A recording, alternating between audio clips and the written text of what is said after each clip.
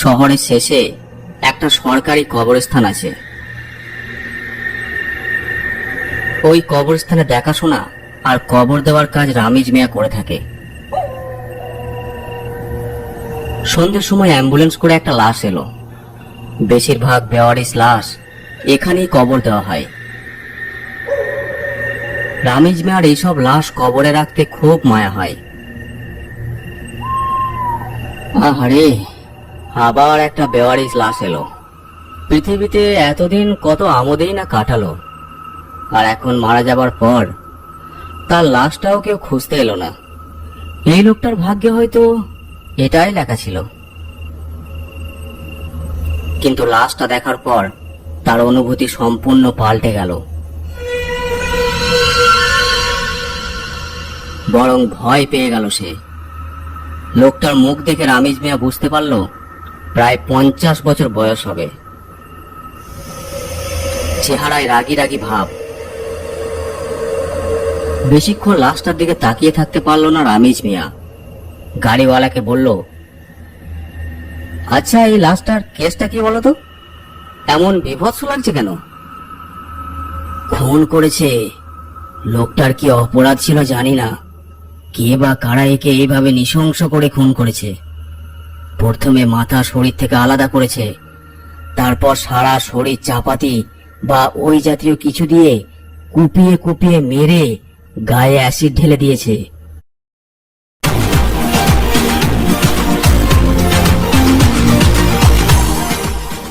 तेरी पढ़ाई का कितना भी टफ से टफ क्वेश्चन हो, बस फोटो खींचो, अपलोड करो। কি নৃশংস! লাশটার কোনো পরিচয় পাওয়া যায় নাই? না, কোনো পরিচয় পাওয়া যায়নি। এমনকি 4-5 দিন শহর থেকে কেউ হারিয়ে গেছে এমনটাও শোনা যায় নাই। তাই হাসপাতাল কর্তৃপক্ষকে থানা থেকে নোটিশ পাঠানো হয়েছে পোস্টমর্টম করে লাশ কবর দিয়ে দিতে। আচ্ছা, ঠিক আছে। তারপর তারা অ্যাম্বুলেন্স নিয়ে চলে গেল। রামিজ মিয়া জানে এবার যত্ন করে লাশটাকে কবর দিতে হবে। তাই সে ঝন্টুকে ডাক দিল। ঝন্টু, ঝন্টু, এদিকে আয়। দেখ হাসপাতালের কেমন কাজ, এত গাফিলতি করে যে বেওয়ারিশ লাশ বলে মাথা সেলাই করে লাগিয়ে দেয় নাই। সেই তো, কি বিভৎস লাগছে। এমন লাশ আমি জীবনে দেখি নাই। চল, আর দাঁড়িয়ে থেকে লাভ নেই, কবর খুঁড়তে হবে। তারপর তারা কবর খুঁড়তে লাগলো।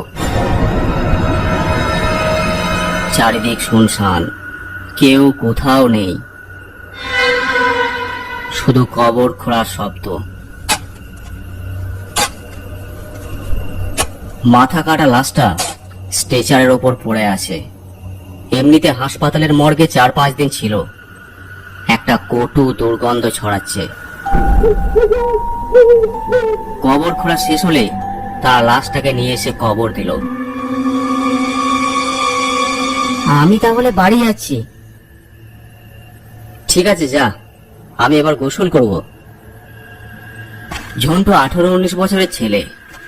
রামিজ মিয়াকে কাজে সাহায্য করে, সন্ধে পর্যন্ত থাকে, তারপর চলে যায়। আর তারপর কবরস্থানে থাকে শুধু রামিজ মিয়া একা।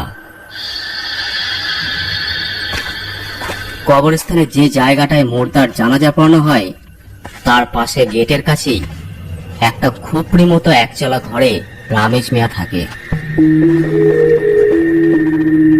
যাই হোক, এসা নামাজ পড়ে 2টি রান্না করে শুয়ে পড়ল রামিজ মিয়া।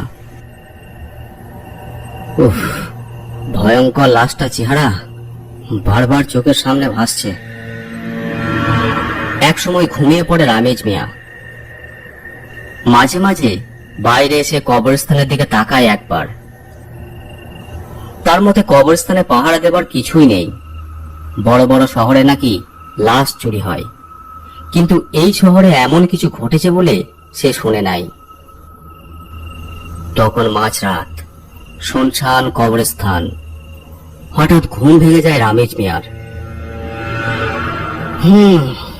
একবার বাইরে বেরিয়ে কবরস্থানটা চোখ বোলাতে হবে। বলা যায় না, এখানেও যদি কেউ লাশ চুরি করে। আজ ঘুমানোর আগে দেখা হয় না একবার। বাইরে বেরিয়ে আসে। স্বাভাবিকভাবেই চোখ যায় নতুন দেওয়া কবরটার দিকে।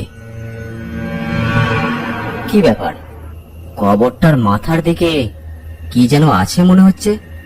কাছে গিয়ে দেখি তো। সে ধীরে ধীরে সেই কবরটার দিকে এগিয়ে যায়। আশ্চর্য, মাটি খোঁড়া কেন? কি ব্যাপার, এই তো সন্ধ্যাবেলা আমি আর ঝন্টু পরিপাটি করে কবর দিলাম। একটু তাড়াহুড়ো করেছিলাম অবশ্য, কিন্তু এভাবে তো রেখে যায় নাই। তাই সে হাত দিয়ে মাটি জায়গা মতো চাপা দিয়ে দিল। কিন্তু সে এটা একবারও চিন্তা করলো না যে সে নিজে হাতে প্রতিদিন গেট লাগিয়ে তালা লাগিয়ে দেয়।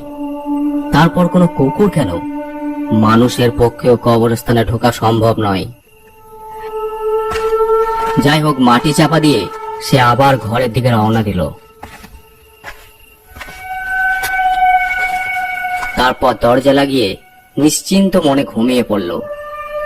রাতের কবরের নিস্তব্ধতা আর ঝিঝি পোকার আওয়াজ ছাড়া কিছুই শোনা যায় না। দূর থেকে মেঠো শিয়াল ডেকে উঠছে মাঝে মাঝে। প্রচন্ড অস্বস্তিতে হঠাৎ আবার ঘুম ভেঙে গেল রামিজ মিয়ার। কি ব্যাপার, এখন তো ঘুম ভাঙার কথা নয়, এক ঘুমেই তো রাত শেষ হয়ে যায়। ঘড়িতে দেখে তখন রাত 1:30। সে দরজা খুলে আবার বাইরে বের হলো। এত গন্ধ আসছে কোথা থেকে? কি হলো আবার? গন্ধের উৎস খুঁজতে আশেপাশে তাকাতে লাগলো।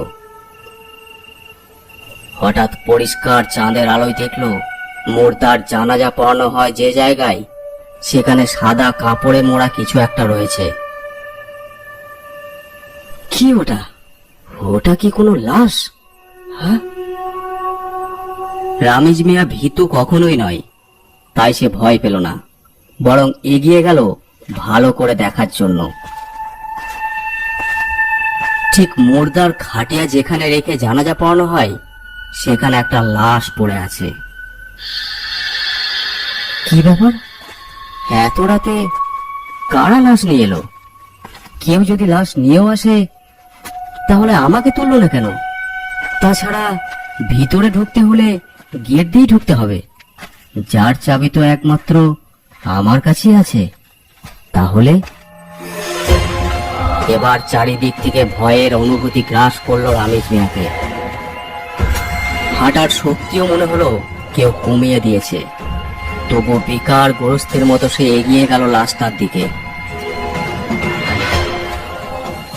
কাপড় খুলে যা দেখলো তাতে তার হৃৎপিণ্ড কেঁপে উঠল। মনে হলো সে অজ্ঞান হয়ে পড়ে যাবে। দেখলো সেই মুখটা, যার দেহ থেকে মাথাটা আলাদা করা হয়েছে। হ্যাঁ, এসব এসব কি করে সম্ভব? বিকালে কবর দেওয়া লাশটা এখানে কিভাবে আসবে? অ্যাসিডে পুরা পচা শরীর থেকে ভুর ভুর করে গন্ধ বের হচ্ছে। ভয়ে রামিজ মিয়ার শরীর কাঠ হয়ে গেছে। হঠাৎ তার মনে হলো এখনই বুঝি প্রত্যেকটি লাশ উঠে এসে এভাবে পড়ে থাকবে তার সামনে। কিন্তু এমন কিছুই ঘটল না।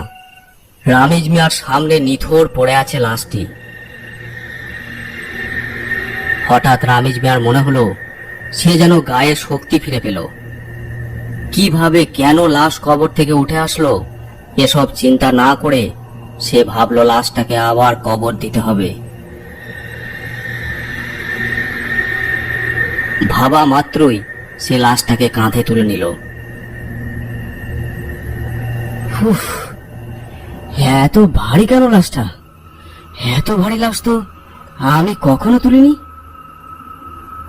রামিজ মিয়ার মনে ছিল না যে লাশটার মাথা শরীর থেকে আলাদা। তাই সে লাশটা ঘাড়ে নেওয়া মাত্রই মাথাটা ধপ করে পড়ল কাপড়ের ভেতর থেকে। এবার এক হাতে মাথাটা তুলে নিল রামিজ মিয়া, তারপর চলল লাশটি কবরে রেখে আসতে।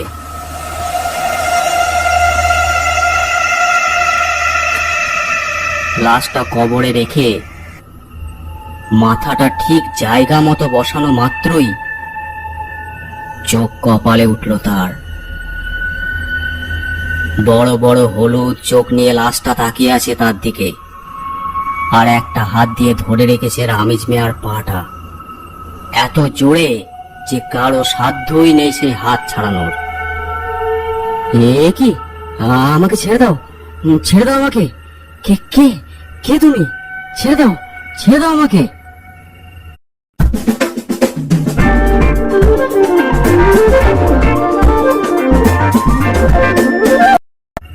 আর সহ্য করতে পারল না রামিজ মিয়া, জ্ঞান হারালো।